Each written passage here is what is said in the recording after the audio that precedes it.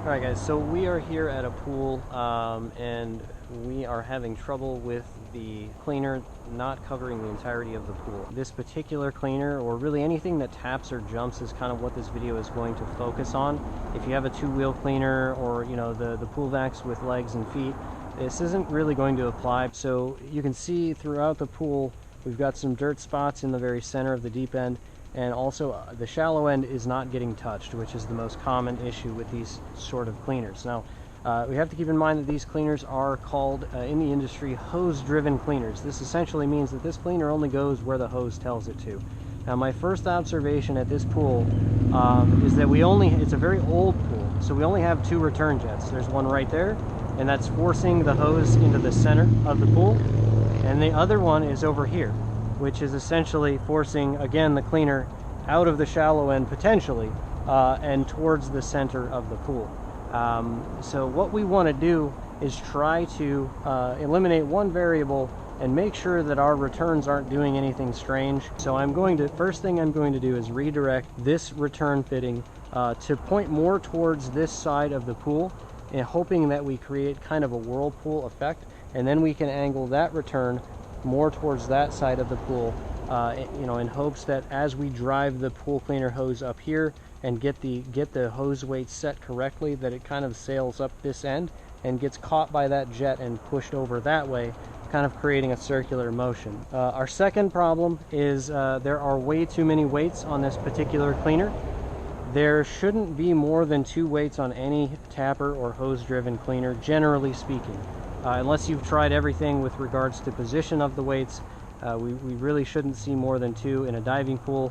If it is a play pool, sometimes the weights aren't necessary at all. So we're going to remove all of the weights except for the one on the first length of hose, and then we're going to move one of those 2 weights to the third length. Now this is standard on any random or hose-driven cleaner that is attached to a pool with a deep end.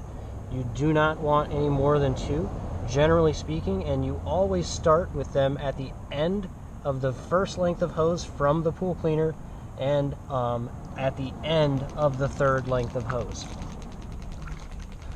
There is also a question of whether or not hoses coiling up and developing what's referred to in the industry as a memory can be a problem.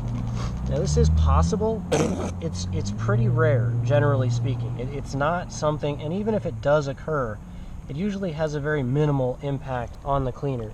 When we see this creating large impacts, it's usually because the customer has put on an incorrect type of hose, such as a manual vacuum hose or something of that nature. So now we're going to move this weight up to this third length, between the third and fourth lengths. So that's where our new hose position is, between the third and fourth length of the hose, and our first weight is a little bit too low. All right, so we've got some kind of small leader hose section, a female adapter. I'm not real sure why that's on here, but it's not going to hurt anything to leave it, so we're just going to leave that there, and we're going to slide this weight up to here. Now see, this is between the first and second hose length, and then we're going to stretch this hose out to where it's not coiled up, and we're going to check the length of the hose. That's our next that's our next task here. We want to make sure that we're not running too much hose, which can cause the hose to coil, or we're not running too little hose, which can cause issues, obviously, with it not reaching all areas of the pool.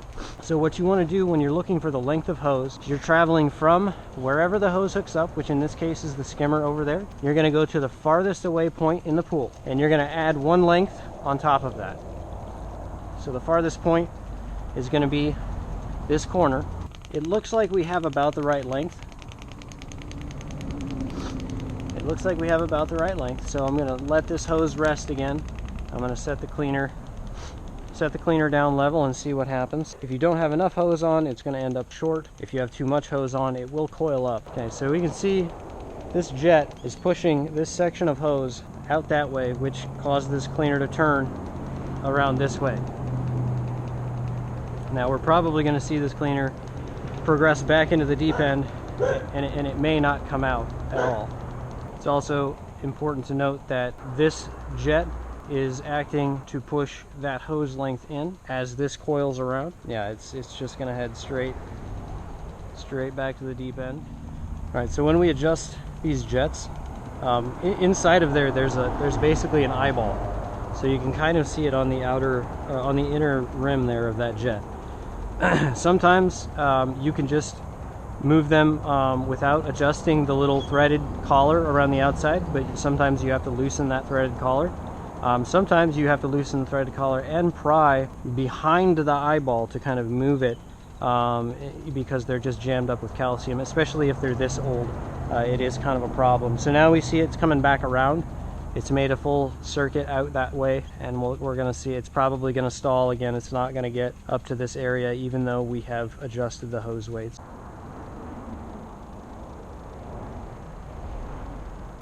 It's trying. It's actually gotten up a lot higher. See, now if this jet wasn't pushing that hose right there, this cleaner might have progressed up that incline. As we pry into this eyeball fitting, I'll go really slow for you. We loosen the outer collar, which you can't really see well on screen, and then you put the screwdriver against the back of the eyeball and use your leverage to kind of angle it out. At first I didn't quite get enough angle on it. You can see I look out towards the pool and it's just not quite far enough to the right or towards the steps. So I add a little tiny bit more there. So let's see how this goes. See if we can catch it before it rolls back around and see what happens.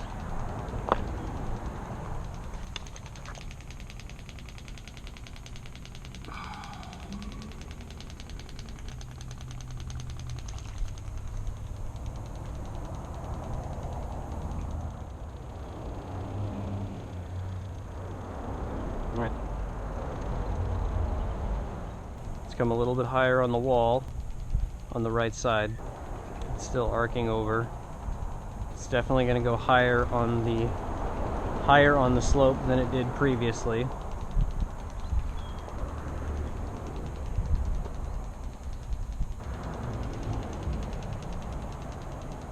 There may not be enough force in that jet to move this thing as far as we want it to go. It's also being pulled back by this coiling of the hoses as well. We can sometimes twist the hoses to kind of reverse what the coil is doing to it, kind of throw off how they're aligned, and this way you're making the coil push it outwards, if that makes sense. So let's try that.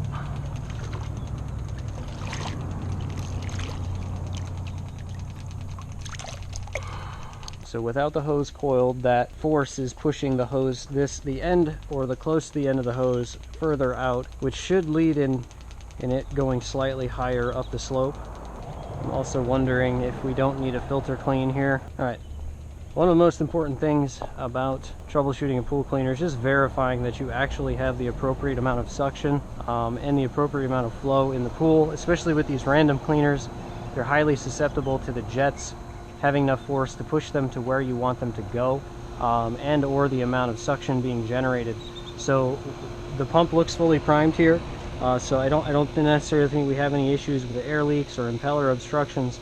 However, the overall flow seems somewhat low, just from the activity on the top of the pool from the jets, and the gauge appears to be stuck because that white, this is one of those Pentair gauges where that white face is actually curled inward, and it's really hard to see because this glass is clouded. So there really isn't any way for this person to have known that that pressure gauge isn't actually at 10. And honestly, I don't even know if it's at 20. When I flicked it, it went immediately up to 20, but I think it's stuck again. So either way, we have an abundance of pressure. We really shouldn't be seeing 20 psi on a pool with just a basic amount of returns, especially with a pool cleaner hooked up to it, because you're reducing the volume of water getting sucked into the pool. So we should see a much lower number than 20, generally speaking, on a very basic suction side pool cleaner. But just from our adjustments here, you can already see the pool cleaner is up in the shallow end currently, with the hose twisting, hose weight adjustment, and also the adjustment of the returns. It even did a complete opposite turn from what it would normally do. It went clockwise rather than counterclockwise. Hopefully these adjustments help, but I do believe this filter also needs to be cleaned and the pressure gauge needs to be replaced. So again, you know, back to the basics with that sort of stuff. Always verify the flow first. Look for anything suspicious with the you know, the pump impeller being clogged, that sort of thing. You know, at first glance, this pool cleaner looks like it's behaving normally. It's bouncing all over the place, seems to have adequate flow, but you know, I do think that there's a little bit of a flow issue here. I don't necessarily think it's the only thing that's, you know, keeping the pool cleaner from traversing the entirety of the pool.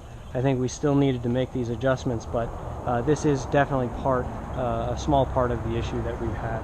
After a filter cleaning and gauge replacement, this cleaner appears to still be working fairly well. It is getting into the shallow end still, according to the technician as well as the homeowner.